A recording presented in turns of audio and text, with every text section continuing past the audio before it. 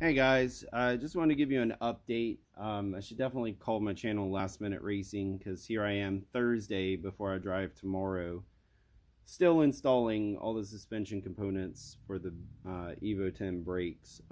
Interesting point of the Evo knuckle, which I didn't know, is it uses this little compression tang. So instead of a regular ball joint like the stock one, they have this weird guy that sits in a hole here,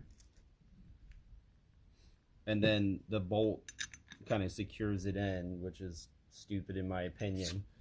Shout out to Clay for supplying me some good hardened flange nuts so that I could put my car together. That was a lot of fun.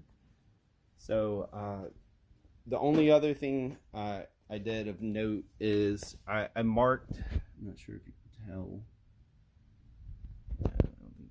I marked the tie rod. This is the longer Evo tie rod versus the stock. So hopefully my alignment's pretty close. If not, I'll try to get an emergency alignment. But I think it'll be all right. But yeah, quick update. Trying to knock this out so I can test drive tonight and be ready for tomorrow.